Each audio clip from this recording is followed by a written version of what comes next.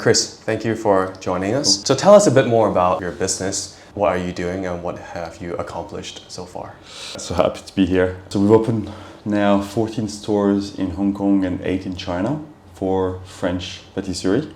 Yeah. With a bit of an Asian twist, you could say. The reason why we opened F&B in the first place, that there was no available French dessert. Mm-hmm. In the first place, Hong Kong was, I think, Hong Kong people were very, very keen on food, where people would take photos of their food before eating. You know, I think say like phone eats first. Yep. Back then in Europe it would be weird. Now everyone does it. Okay. So I feel like it started here because people are so curious about food. And we realized that basically you only had some patisserie in the 5-star hotel, like 1 or 2. We knew there was going to be a demand for it because you have some sort of like transition towards Western lifestyle. And so we decided to basically make it available in all of the main malls, right, for like the mass population. Mm-hmm. So that's how it came in the first place. But we knew we had to give it a bit of a twist because it's a bit sweet in Europe, so we had to like adjust, and we had to also create a few new flavors as well that would match the local palate. What we've accomplished, I think, is a business that's been here for 15 years, despite the challenges. We've also been able to establish a name that has meaning and value. People basically trust Paul Lafayet for being a premium brand of dessert with pretty high quality, reliable in terms of taste, innovation, and service. How did your father and yourself came up with this idea? You guys came here when you were 15. I came when I was 17. He was 17. There. Basically, he moved there when he was in 2007. I moved in 2009. He was already traveling here for completely different business. He had his own design studio for travel items. In 2007 and 2009, his business was doing okay, but it slowed down a lot. And I think he was always keen to do something in food. Okay. And it's just because we saw an opportunity here, but we had no experience whatsoever in F&B. Mm-hmm. So when I came in August 2009, we decided 2 weeks later to open a patisserie. He asked me, do you think we should open a patisserie? I said, look, I will go to school, but I'm not a huge fan of studying, so I'm happy to work in the evening and on the weekends. Mm. So 2 weeks after I landed in Hong Kong, we decided to open the business, and it took us 3.5 months. So really, really short to find a kitchen with equipment, a chef, a location. So first week of September to last week of December. So we opened last week of December 2009. That's very short period of time. Super fast, yeah. You're also like, I don't like to study. I'll just join Dad. Yeah, I knew I had to go to school. It was fun, it was fine. Yeah. But, you know, I've never been a very studious guy. So work was more interesting. Okay. Yeah. So since young, would you say you have the entrepreneurial mindset already? Yeah, I think from my dad, right? Yeah. Mostly. How do you persuade you to join his venture? I don't think he had to. No, yeah. He's trusting. Yeah, no, it's just the fact that I didn't want to, like I said, I wasn't the best student because I didn't study so hard. Yeah. So I was a lot more willing to work in a new project, to be part of a new project, put it this way. So yeah. But he did have to persuade me to work during the holidays. So this part, yeah. This was the. But I mean, if you enjoy the work, it doesn't feel like. It feels like playing, right? Yeah, it was good. It was really good learning. There was a lot of events too. I think also now you have a lot of patisserie, dessert shops as a whole. Back then it was also like a lot newer. Mm. So I think there was a lot of novelty that we brought to the market, which was really cool. Mm-hmm. So it was really exciting. Where was your first store? So interesting. Actually, there's a lot I've kind of forgot about the brand story because it's been so long now. Mm-hmm. But we opened the first shop in K11 in Tsim Sha Tsui, right? Because we wanted to make sure that we were targeting the Hong Kong market, not the expat market, right? We really wanted to open to be known and to have a product offer for the local Hong Kong population. So that's why we chose a location which was TST and not like Central or elsewhere. Mm.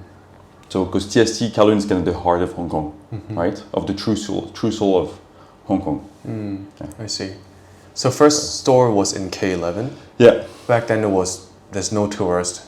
There's just local Hong Kongs. Yeah. Like it's always been like even as of now. I mean, now we have maybe like 15% tourists from mainland mostly. A bit of Koreans too, and Japanese, but mostly mainland. But we still have about 70% or 80% is.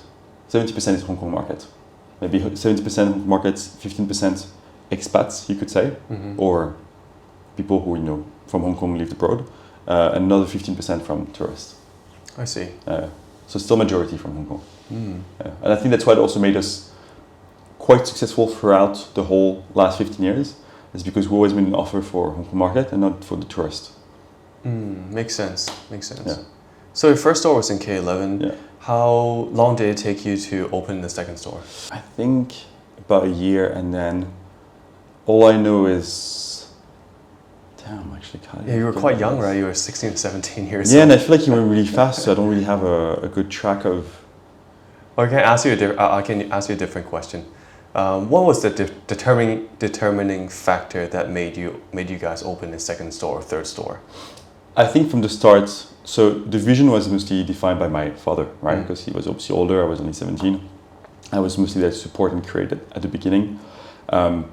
But from the start, his vision was to create a brand for French patisserie. It was never to do only one store. It was to create a brand that would stand for French patisserie in Hong Kong and in Asia. So I think from the start, he knew he was going to open several stores. Okay. Yeah. Okay. But I think within 5 years, we already had close to 7 or 9 stores. Oh, cool. Yeah. So relatively fast. Oh, wow. I didn't. Yeah. Well, 7 years. Yeah, relatively fast. Like I think IFC was a second store, and we had a second store that wasn't the right location, and then after we closed down and we opened in IFC in 2012 or 13, I think. And then after APM was the third one in Kuntong, I think in 2014, and after the next 2 years after 2014, we must have opened another 5. Oh, wow. I'd say. Did you guys raise fund from outside investors? A little bit, yeah, a little bit. Okay. Not too much, but a bit. Okay. Yeah, mostly a bit for Hong Kong and a fair bit for China, because China takes a lot of time to be profitable. Okay. Okay. So all the stores are created with different business, or how does No, that's the thing is, it's, some people in Hong Kong basically, so if we get a bit more technical, some people have restaurants and they have different entities. In order to avoid, in case one restaurant doesn't work well, you can shut down the entity. For us, it doesn't work this way. It's only one company for all the stores, because also the idea is to grow the business, have potential private equity join eventually. So you have to be structured under one business. Makes sense. Right?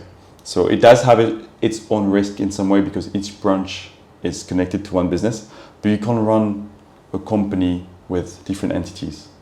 First, it's quite complicated, especially if you want to have a PE, and also you have to think that your business has to be scalable and profitable at all store level, right? So in case you go into the business thinking one store may or may not work, like you need to go into a concept where this is the structure of a new store, this is the cost structure, and it's going to work this way, right? So you just have to do your better analysis in advance. I see. Yeah. So it makes sense. It makes sense. Yeah, like I've, because I know it's quite well known that F&B in Hong Kong is fucking tough to run, right? If I give you just a few examples, so without saying brand names, you have different restaurant groups as well who have like a lot of different investors as well. Obviously, because Hong Kong is difficult, but when you end up with like 30 or 35 different investors, it's also very difficult to run. You'll have a group where you'll have maybe 15 restaurants. You have maybe 15 shareholders for 5 of them, another 5 for these 2, another 5 for these 2. Because when you open a new place, you want to get money to open.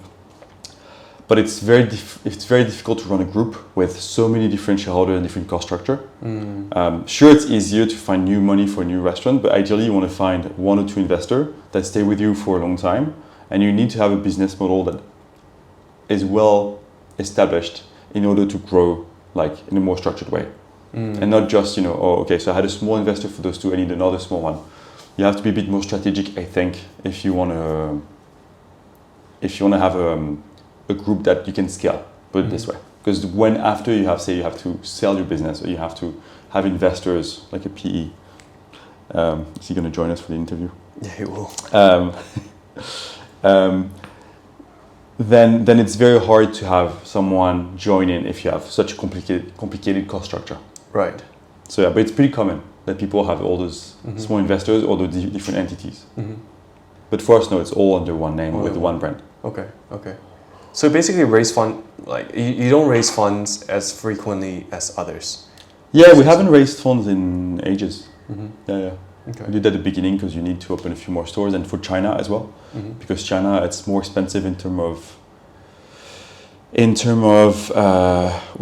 there's a bit more cost structure, and also it takes more time to get known in the way where China is more expensive because marketing is more expensive. It's one big platform for the whole of China, right? So if you need to have a Tmall or if you need to have a platform, you have to invest. It's a lot more costly because it's not for 7 million people, it's for 1 billion people, right?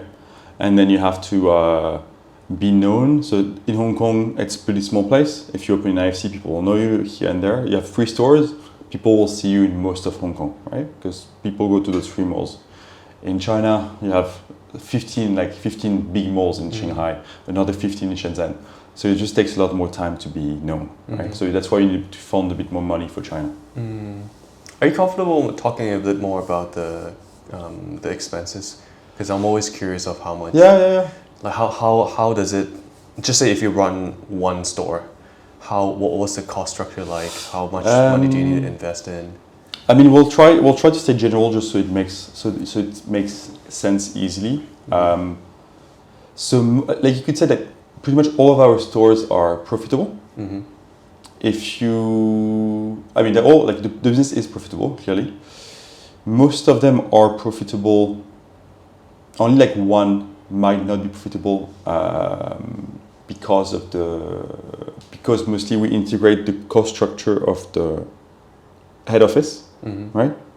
Because the head office is quite costly because we have 2 designers, 1 marketing, 1 digital marketing.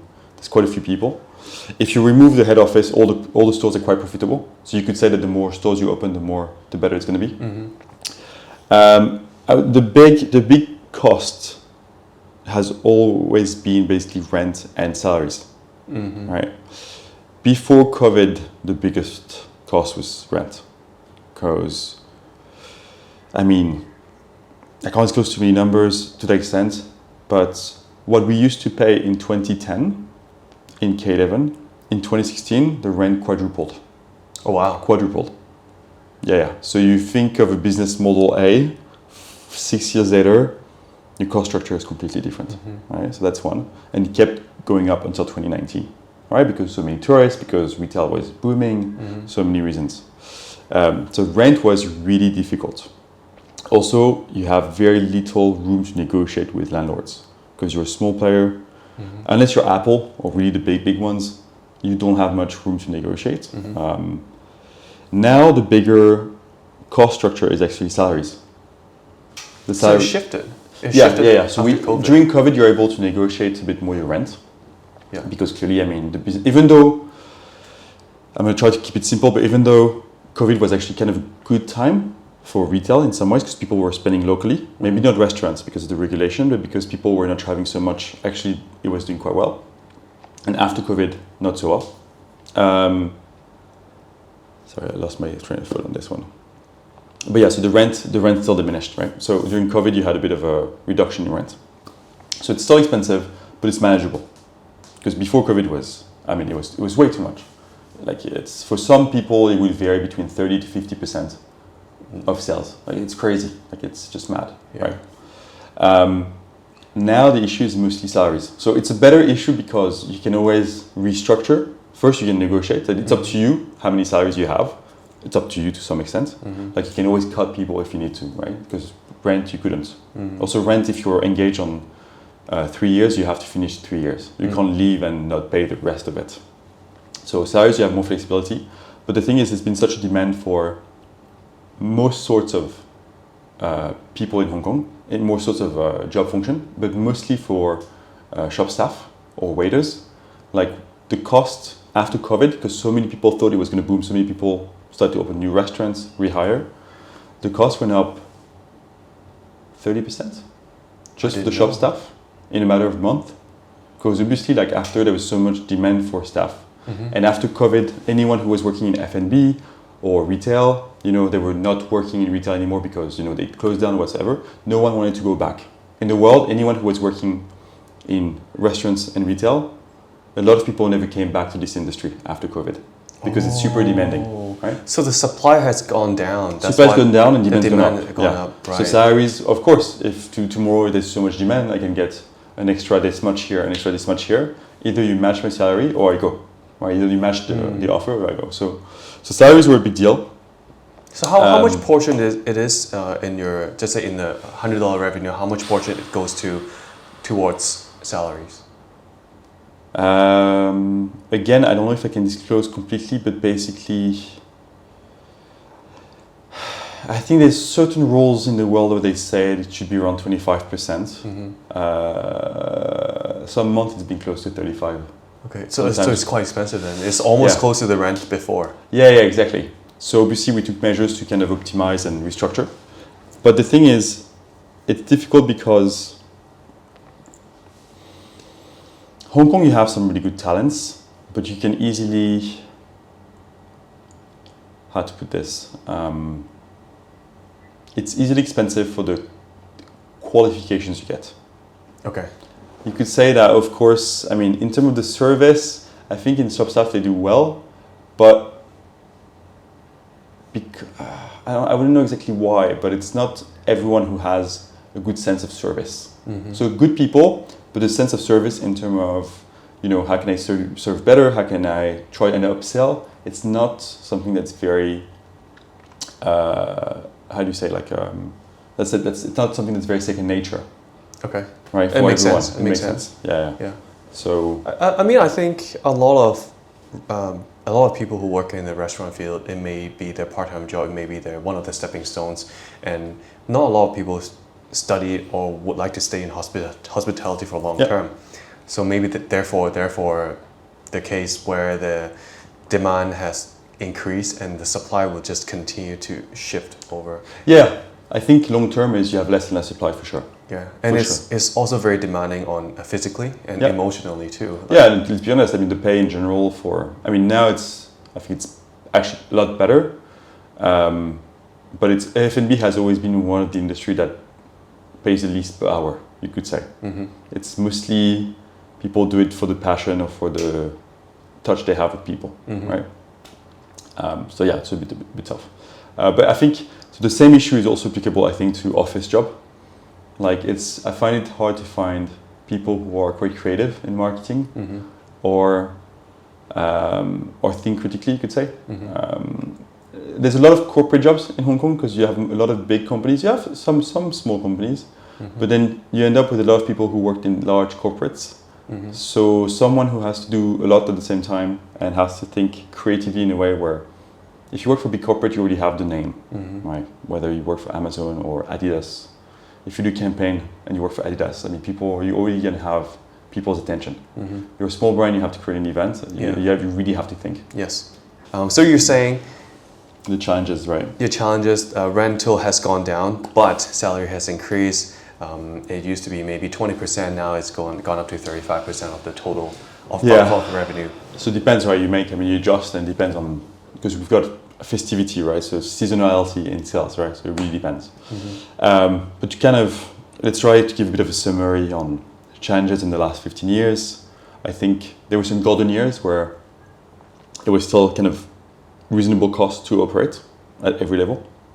2000 until 2014, I'd say, 2015. Rents become really, really high, right? Commercially crazy high, with a very big, with not much balance in terms of negotiation, because obviously we know that all the malls are within a few groups. It's not necessarily a bad thing, but it makes negotiations very difficult. Salaries could be high, but if you get someone that's very qualified. So you find qualified people in Hong Kong, but you just have to be quite good at finding them and keeping them motivated. And same as what you said, big corporate staff will usually not be a good fit, just because it's just you're part of you're a small potato, but like you fit into one specific job that you can do very well in a big corporate. Now you have to do a lot more, and you just have to function completely differently, and you even have to change your approach. The last challenge I think is this year. I think people thought COVID was going to be terrible, and then after it would be great in terms of sales. Let's talk about the retail industry. It's been the opposite, actually, because people couldn't travel, so how did they enjoy themselves? Spending, right, mostly. Whatever they were doing, whether it's on the weekend, go to the beach, take a boat here and there, do junk, hotel, shopping, lots of shopping, right? After COVID, specifically in Hong Kong, people couldn't travel, right? So a lot of people here travel a lot. So when you stop them from traveling for a while, they would love to travel afterwards. And Hong Kong is so expensive that we know that so many people in Hong Kong went to China, Japan, because of the currency. So the thing is, you end up with a lot less people in Hong Kong on the weekends, right? Right. So massive challenge. Rent haven't come down much. Oh shit. Salaries are still really expensive because you still have not enough supply. So we've seen so many retail business close. So many. Even in our own industry, there's already been 3-4 brands of the top 15, I'd say, that already closed. Because the hotels won't close, right? But all the individual patisserie shops, I think 3 or 4 chains have already closed down. And a lot of F&B restaurants. And you see they're not being replaced. Yes. They're not being replaced. Yes, I do see, because I live in Central. Yeah.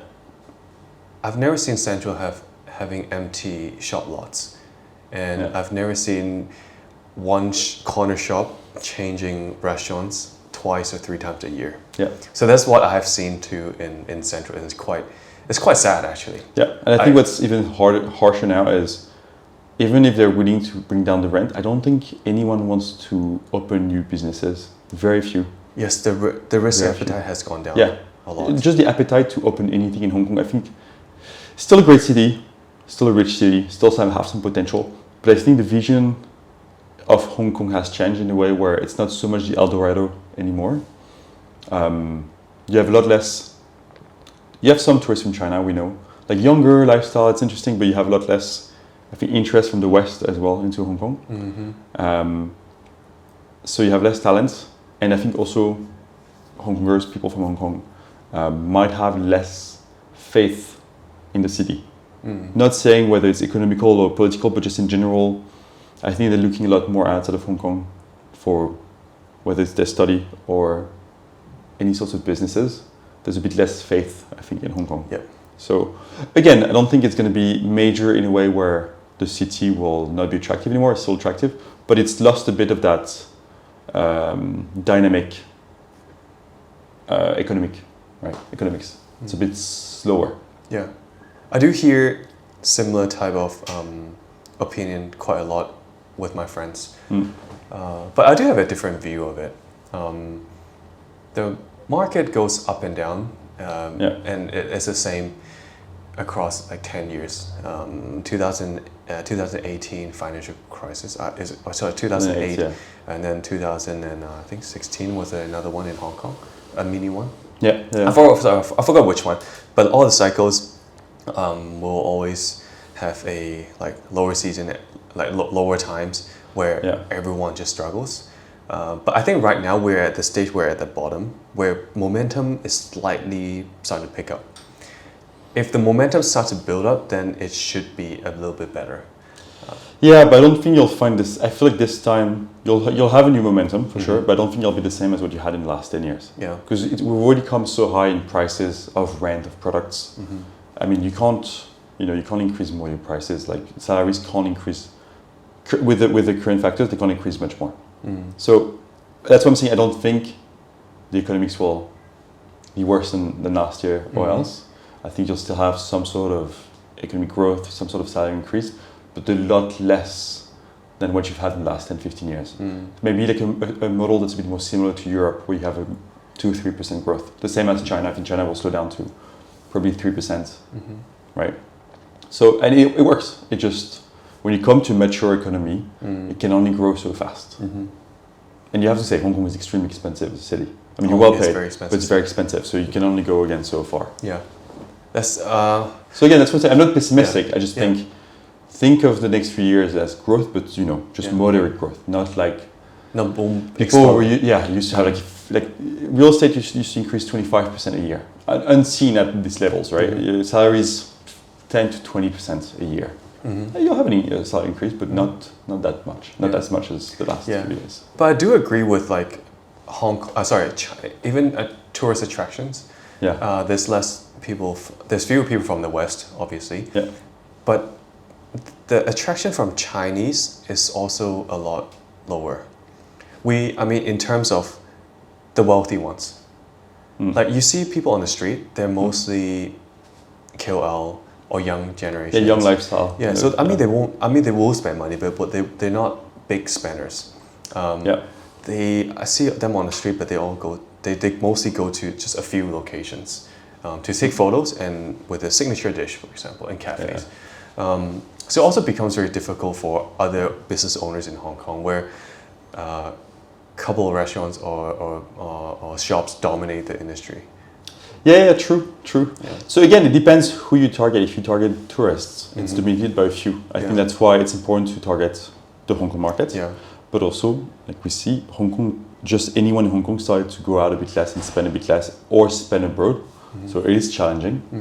And to come back on the Chinese tourists, just in general, I think Chinese travelers, there might be fewer in general in the world. I'm not sure, I haven't seen the numbers, but I was in Bordeaux, they were saying there's a lot less Chinese tourists overall. I think also because the economy slowed down a lot in China, so people might also do a bit less travel. So I think that's one factor. And also at the same time, back then, Hong Kong was a very easy place for people to spend, for Chinese travelers to spend. But now, a lot of Chinese travelers have traveled outside of Hong Kong and China to Europe, so they also like to do shopping and experience travel in Asia, Europe, the West. So you have much less of that influx to Hong Kong, but more to other countries as well. Yeah, that's true. So that's why I think ideally Hong Kong has to try and maybe reinvent itself a little bit in terms of what it stands for, that maybe it's not just a city now for retail shopping, but maybe more experience on food, because the food scene is still amazing, but more experience in food, maybe more events. If they could do a lot more events in Hong Kong, that'd be really good. Because again, you've got lots of talents, you've got lots of smart people. It's a beautiful city, right? You have so much. So I think there just needs to be some sort of initiative taken between the government and even private enterprise to have more events, right? So I think that'd be really, really good. It's true. You mentioned that you target local Hong Kongs. How do you do that? How do you Good question. Location, number one. Yeah. Because Hong Kong is a lot of retail. I mean, you have online, and it's still a good chunk of the sales, but online sales. Yeah, but it's such a small city that people still go down to the malls, right, to shop a lot. So location's number one. I think it helps you to target very well.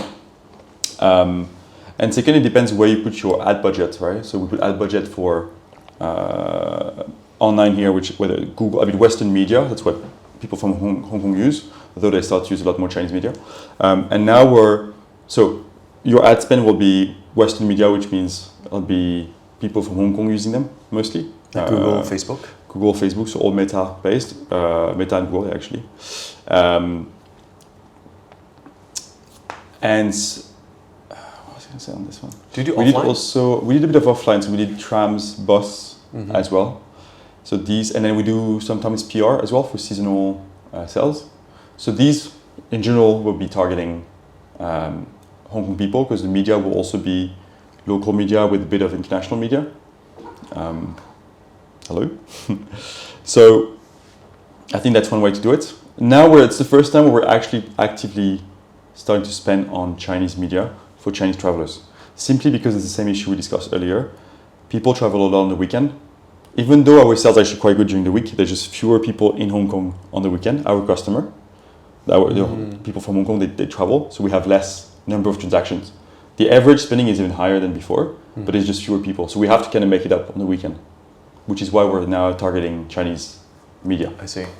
Yeah. I see. So that's like the new initiative for this year.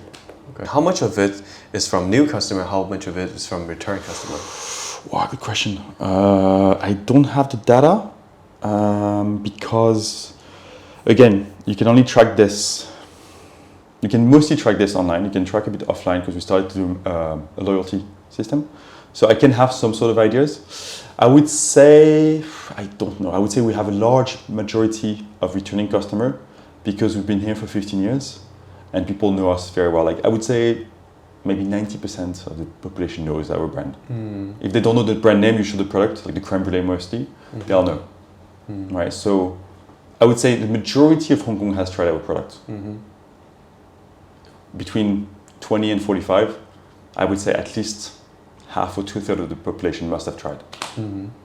If they didn't buy, someone bought and then shared with them. I see. So I would say mostly returning customer. So when you guys created the company, did you have one signature cake? Yes. So that's how you bring back return customers. So it's a very good question. I should have mentioned earlier, but basically so this was my father's initiative again.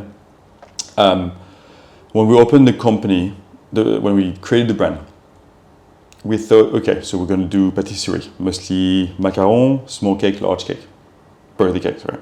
So quite straightforward. But when people come to your shop, you need to be known for one item. Right? The example we like to use is McDonald's, the Big Mac, right? You always have kind of a hero item, right? And so we thought, okay, so we're going to create a product that talks to Hong Kong people. And so we thought, okay, what is a dessert that people like to have here, a local dessert? Because we used to have a business here, our staff kept coming to the office end of the week with egg tarts. So we're like, okay, what is a French product that's similar to the egg tart? Okay. So we came with the creme brulee. So the creme brulee in France, it's more of a restaurant dessert and it's not super high-end. So we're like, okay, we do the creme brulee, we'll reinvent it in a much more fancy and good quality way. So we made sure that all of our creme brulee use 100% fresh vanilla and they come in a nice little container. And then we also caramelize live. And this was like a big deal because number one, taste-wise, it was a great fit for the Hong Kong market. And to be fair, anywhere in the world, like it's a taste that basically works with anyone. And second, the fact of having it well presented and burned fresh was a huge success. Like at the beginning when we used to do it, people would take videos over like all the time. Now they know it, so a bit less because they've already seen it a lot, but they still love to have the creme brulee burned fresh. Wow. Yeah, so this was like the big, I think this was a huge success because just this item makes a big chunk of the sales, like on its own. So you mentioned that your dad had this initiative back then, right? Yeah. Was it? From day one. Oh, from day one? Yeah, from day one. Yeah, so he had... It's the same container from day one. Wow. Same recipe, same everything. Oh shit. So...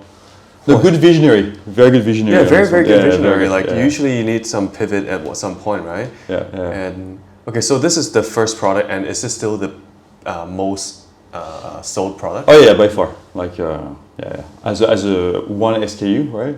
By far. Okay. The good thing is we have a really good product mix between the creme brulee, macaron, individual cakes, and birthday cakes. It's almost kind of split equally in sales. So it's a very good sales mix. Okay. So very healthy.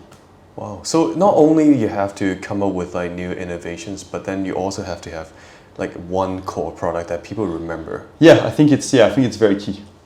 I think we're known for the creme brulee and for the macaron. Because creme brulee is mostly like self-indulgence and it's a beautiful product, and macaron is very good for gifting. Colorful, different tastes, presentable. So yeah. One thing we also did, I think, quite well at the very beginning is when it comes to Paul Lafayet, each category is one price. All the macaron is, now it's 24. All the individual pastry is 60. All the different cake size, one price. So we wanted people when they come, when you have 48, 52, 46, you also make a choice based on price. And if you share with your friends, it's complicated. So we just wanted to simplify a lot the choice, the making of the choice, right? So your emotions are only based on the looks and the taste of the potential products rather than just the price. That's smart. Since Hong Kong people are so price sensitive, you just don't let them think. Don't think of the price. Yeah. That's pretty smart. And a lot of dessert companies now do the same. Honestly, I think a lot of people do the exact same process because it's so much easier. When did you find out about this? Day one. Day one. Yeah. Wow. No, to that extent, I think my dad was quite a good visionary. Yeah. Yeah, from the start on those things. Is there a stage in the business journey where you think it's a life-changing moment that maybe help you? Like it can be a challenge, it can be some massive turnaround. You mean for any businesses or your business? Or explicitly to Paul Lafayet, well, the Creme Brulee Festival. Creme Brulee Festival. Yeah, so like in 2016, we were brainstorming basically the peak season in sales. You have mid-autumn, mooncakes, September, Christmas, December, Chinese New Year, February, January, Valentine's Day. And then you have Mother's Day, but it's only one day, right? But like between Valentine's Day and so in February and September, mid-autumn, you kind of have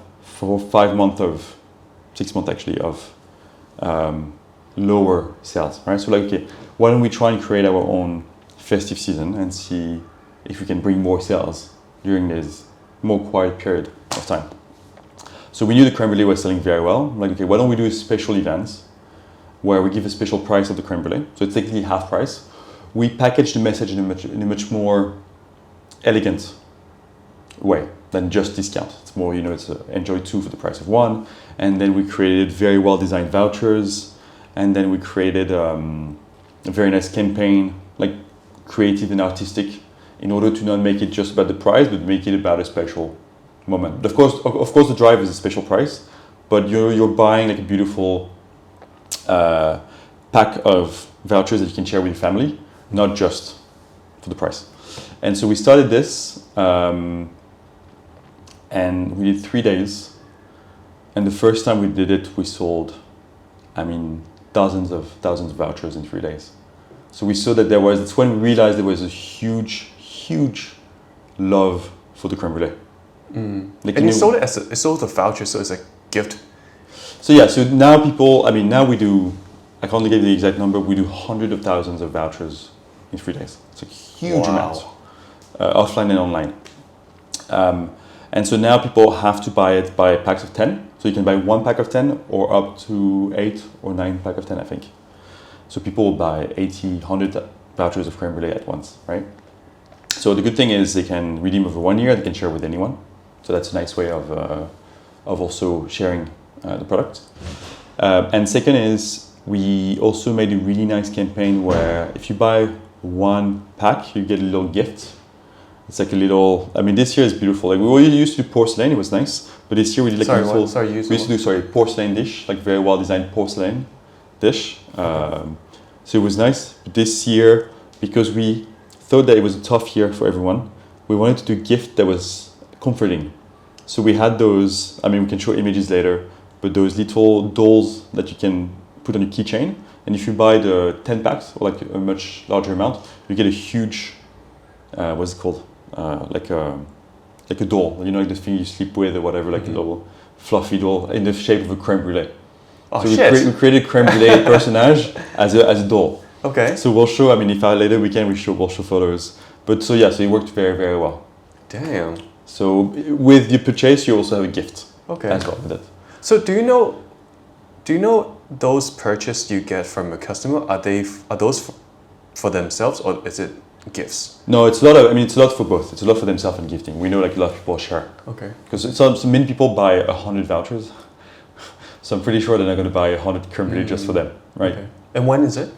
So it's every year, it's either May or June. So we just passed it. It was June 4, 5, 6 this year. That's very interesting because so early year you have like Chinese New Year, end of the year you have like Black Friday, Christmas. Yeah. And in the middle, it's like summer season where people go out on vacations. Yeah. And you guys figure it out, creme brulee festival. Yeah. In May, June, and then like just sells 100,000 of vouchers and creme brulee, and you come up with the present, the doll idea. Yeah. How, like what made you guys think of this idea? Have you guys tested other ideas before executing this creme brulee festival? Yeah, we did. So basically, so this was kind of luck in a way where we're like, let's try it for the creme brulee and see the response. And the response was really good. Because again, I think there's a huge emotional attached to the product. We tried with the macaron, but macaron wasn't the same feedback. I think it's different because creme brulee is very Paul Lafayet, so it's a very exclusive product to us. A lot of people know the creme brulee, but it's not the same. When you're the first one to invent the product or reinvent the product and bring it to the market, especially I think we do the best one by far, people are very, very loyal to us for the creme brulee. And I think it's a product that they love themselves. Macaron, I think people like it, but because it's mostly for gifting, it's not the same drive to purchase it. First, you buy macaron when you gift someone, mostly. For yourself, sometimes for home, but a lot for gifting. You need to have a reason to also purchase, right? An occasion. Creme brulee, it's something you can have every day, right, or every few days, right? Because I mean, it's it's sweet, not sweet, and so on. So if you buy vouchers, like you'll happily buy 10, 10, 20, 30 vouchers that you'll eat throughout the year yourself, or to share with your loved ones, right? Macaron wasn't the same feedback because again, it's more of an occasion. You're not going to buy 10 vouchers. You could, we did, and the response was good, but not as good as creme brulee because it's not the same personal drive. First, people like macaron, but they love creme brulee. So there was a huge emotional buy to go and buy the creme brulee over macaron. And second is, again, macaron's more for occasions, so it's hard to foresee when you're going to need it, right? So I think that's some of the rationale of why creme brulee worked so well. It seems that every move you guys made, like there are a lot of thinking process into it, and you guys also did like post analysis on why it is successful or it is a miss, right? Yeah, I think that's where, because my dad doesn't come from, I mean, none of us come from F&B, right? I think we just come with a different perspective on the way we structured business and the offer. And also, I think just in general, we read a fair bit on, or we're quite analytical in understanding how Hong Kong works, the different mentalities, some of the economics, you could say. So I think we just understand relatively well the consumer and the market. So I think that's where we come with the right thought process. Some of the ventures we've tried also haven't been as successful. I don't think we've made any massive failure in general, because we've been quite careful. But I think there's a lot of thought process into the business, overall. Right. Yeah, wanted to ask you a bit more about your mentor. Sounds like you've been talking about your father a few times already. Yeah. Is he someone that inspires you? Is he someone who guides you along the way to become successful? Yeah, I think there's a few, right? But mostly for sure my father, because of the thought process, I think, not just applicable to the business, but to the geopolitics of the world. He's pretty well read, so there's a lot of critical thinking in terms of understanding what goes on in the world. Because obviously you read something, you read the news, but he always taught us to understand what's behind what it means, right? Because sometimes a story is told a certain way, but you need to understand the motives. Right, so whichever war has been going on, there's a lot of things to truly think, right? Because obviously media also only tell you one side of the story if it's any of the true story. So there's a lot of thinking you have to do on your own and just basically understand who does what for what motives. Mm-hmm. So I think this was really interesting, whether it's applicable to business or if it's applicable to geopolitics as a whole. I did a bit of recruitment as well, which was very good training for sales. Oh, you did recruitment? Yeah, I did like for a year and a half. Like when I was outside of the family company after my university, I did full-time headhunting in finance. Oh wow, I didn't know that. Yeah.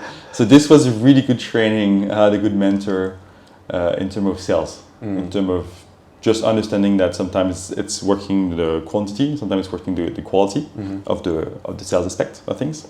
But he made me a lot more comfortable in reaching out to clients, put it this way. So that's why when I took over the corporate business for Paul Lafayette, I almost tripled basically the sales in like 2 or 3 years. Yeah. So this was another mentor just from the sales aspect of things. Yeah. You've been in the industry for the past 15 years. What do you see the company will be in the next 5 to 10 years? How do you think the F&B industry is in Hong Kong? How do you guys be successful? More successful? So for us and for the industry? For you guys mainly, yeah. So I think for us, look, I think on the patisserie side, we've done good. I think we covered most of the area for the shops, right? And online and so on. So I think we still have some growth in the patisserie, but we're thinking of expanding a bit more the business into new lines, whether it's bakery or other dessert aspects. This we might, because we already have the brand name, people know you for a certain quality, again, and value. So I think there's potential to expand to other products. So that's one way to do it. We're still studying whether we want to go that way. We're also looking at expanding in the rest of Asia, but that's outside of Hong Kong.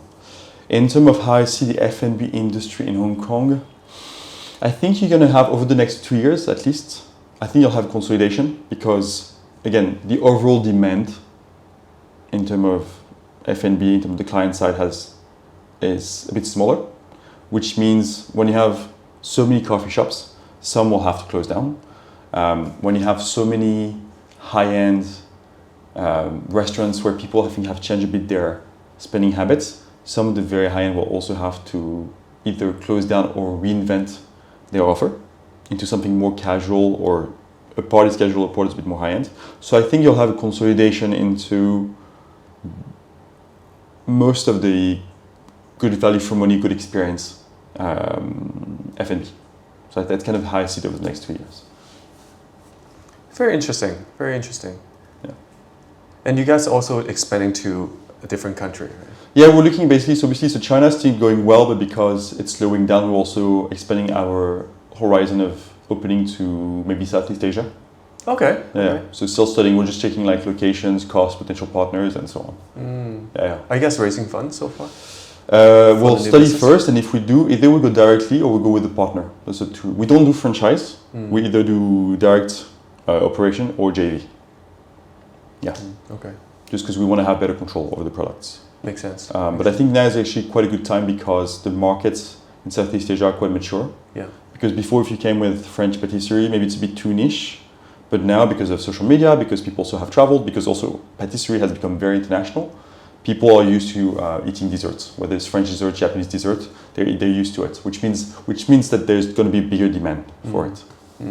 So I feel like it's a pretty good time to also enter Southeast Asia. Okay. Yeah. I'll ask you one more question. I know you're please, busy. please. No, it's fine. We can go like a couple more in case there is. Yeah, I think you covered three of my questions just now, so it's good. So for someone who wants to get into this kind of this field, in F&B, what would you suggest them to do? In Hong Kong or in general? In Hong Kong. Okay, let's say both. Let's say in Hong Kong and outside of Hong Kong. I think for Hong Kong, okay, there's definitely a big demand for F&B as a whole, right? Experience in food, right, and beverage as well. The only thing is you have to understand what's the demand for your products. We saw some of our competitor, like the big names, I don't want to name them, but some of our big competitors from France, they came to Hong Kong.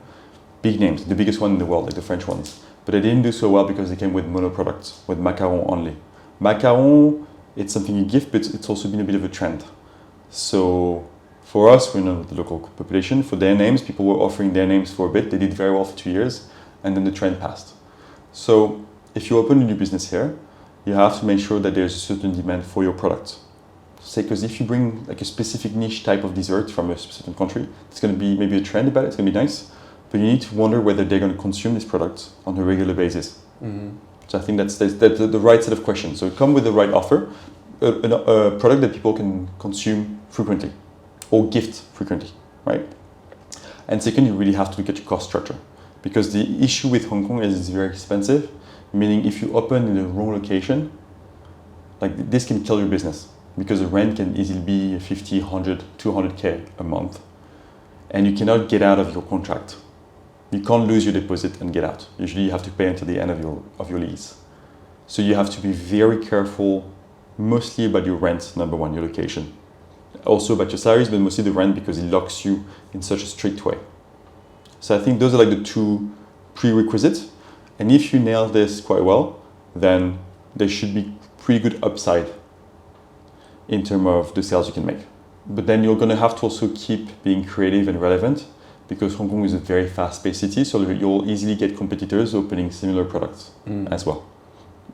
Again, I'll compare to Paul Lafayet. We had our first store in K11, we were the only one. 6 years later, between inside the mall and around the area, like a 5 minutes walk, you had 18 dessert shops. Even the landlords, because we did so well, decided to open other dessert shops in the malls. Very similar concepts. Wow. So you have to keep being relevant and challenge your product and keep being close to the consumer, whether it's offline or online. So that's why there's potential, but you're always going to be quite proactive in trying to be relevant, right? And outside Hong Kong, I think in general, you have to look at what are the trends, not like the social media trends, but the trends in terms of lifestyle. Again, I think, for example, in Hong Kong, China, there's a certain Western lifestyle that people adopted, consuming wine, desserts, coffee, right? Starbucks, you can see Starbucks fries in China, it's massive.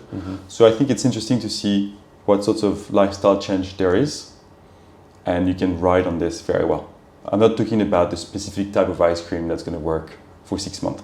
I'm talking about, opening a gelato shop or bakery, where bakery has exploded in Southeast Asia. You have amazingly good quality bakeries. Pizza works very well, but you can also have a lot of new Japanese concepts that you can open in Southeast Asia, because people will eat probably those concept Japanese food on a regular basis because it's good quality food, very well presented. So I think that's the sort of question you have to ask yourself. And after it's, what's your market? What's the cost structure as well? So it comes down to the demand, demand, and the cost. The product, that way. the cost. Yeah. Okay. Yeah. And then you can do very well if you do like a very good marketing as well. This can make quite a difference. I think the layer number one is to have a very good product, but you can scale, you can increase your sales a lot if you do very good marketing. Yeah. Very interesting. Very interesting. Very interesting coming from someone who is in the field. I have always been talking to someone that working in the F&B restaurants, but never someone who is running multiple stores. Yeah. Especially in the pastry field. Yeah. I mean, on my end, there's a potential new product as well for Southeast Asia, which is going to be a bit of a different structure. Now what we have is 14 stores that are quite similar. My idea and the new concept. So I was saying, like, I'm looking at a new concept to open a new concept as well for Southeast Asia. And instead of having 14 shops with a similar concept, the idea is mostly to this time kind of centralize everything into a huge store with a lot of experience inside, and different products, and like a lot more experience based. So instead of trying to replicate the same concept of a 14 store, go the other way around and have one store where I try to generate as much sales as possible from this one location. After it's easy, you can also sell online and via smaller kiosks. But the idea is to concentrate a lot of the expenses, capex, on one location to this time really elevate the experience in a beautiful store. So that's one thing I'm looking at. Not in Hong Kong, because again, the rent is too high and the cost will be too high to rent. I mean, it might work also in Hong Kong, but as a first concept store, it's going to be in a location when rent's going to be lower and staff is going to be also lower. So it's going to give me a lot more room in terms of, with my budget, to create a beautiful experience. So that's another way to look at it. Okay. We can speak about this in a year or two and see if it worked. Okay. So I'll tell you. The other question I had for you was that I love it because they always ask it in the podcast I follow is, what are the type of things we don't talk enough and we should talk more. So from your perspective, who now you've interviewed a few people in business, what are the things we don't speak of enough? You mean in terms of the interviewees? Yeah, or even your perspective. It could be like, for example, maybe entrepreneurship is not taught sufficiently in school or whatever, or the risk of it, or is there sufficient amount of purpose in corporate jobs, right? I don't know. What do you think is? Well, I think something we don't talk about is, I think Western media has been promoting entrepreneurship quite a lot in the recent 5 to 10 years. But I don't think entrepreneurship is it's not for everyone. No. I don't know if entrepreneurship is for myself. I won't call myself an entrepreneur. Okay. I'm currently working in corporate. We're still deciding which way works the best for me. But I always have the drive to do something different, and that's why I always have side projects or ideas outside work. Corporate job, I mean, most people work because of the pay, and if you just look at the pay, corporate job probably gives you a better return. Yeah, I mean, great returns and safety as well. Yeah, great returns. It gives you also like a career path. You know where you're at, which is comforting for people. Yeah, and it provides you stability. So for sure. Business entrepreneurship may probably not be for everyone, and I think it takes a lot of drive to get to somewhere. And I think another thing that most people don't talk about is, I think if you have the luxury to just go and try different things, I think you should. Especially in Hong Kong. I mean, a lot of people have responsibilities to take care of their family, they're married with kids, and it can be quite difficult for them to just start a business. But if you don't have this kind of responsibility and you have the luxury, like maybe you can stay home for dinner every day, stay home for food, you don't have to worry about rental, I think it should be the best time for you to just try different things. Yeah, good. Yeah. If you fail, it's a great lesson to learn. If you become successful, it's also great, you know. Yeah. I think you kind of find yourself, you can only learn so much about certain experience in corporate, but if you want to learn in a broader level, it has to be in business. Yeah, you learn a lot more. You're going to learn so much. Because you're literally doing everything. Yeah. Like, for sure. You don't have to do stuff you don't like at work. You learn a lot more when you have responsibilities. So you have in corporates for sure, but when it's your own business, obviously, I think the responsibility are a lot larger. Yes. And you learn a lot faster too. Yes. Yeah. I think I like learning things, but sometimes I think, like, can it be faster? What can I do to be faster? But running a business, it just forces you to learn a lot faster. Yeah, for sure. Yeah, because you have to question also, just question like any aspect of it, right? Yeah. Nothing is given to you. Right? Yeah. But that's a very good question. Yeah. What do you think? What do you think then? What's something that most people don't talk about? I mean, it's going to be a little bit broader, but basically I think is maybe people don't ask themselves too much the question of what's the purpose of their career? So basically, why are they doing a job? I think, again, corporate jobs work very well because it gives you so much visibility and safety in terms of you know where you're going to be in 5-10 years potentially, the package and so on. But maybe not enough people question why they're doing a certain job, right? So I think it's a good question to ask because you also don't want to wake up 20 years later, 30 years later thinking, oh, I would have wanted to try this, right? And because your job still takes the majority of your time, I think it's just good early on to try and understand what you want to get out of your job. Because you're going to be engaged in this for a while. I mean, at least in corporate. So I think it's interesting to also understand what it's going to bring you beyond safety and comfort. Yeah. It's more like a regret, right? Yeah, it's avoid regret, but just to also have more experience the way you want it to have. Yeah. And it's also easier when you're younger, I think, right? Because if you don't have a family, there's a lot less responsibility on you. Yeah. So those early on are like the good years to also try a few things, right?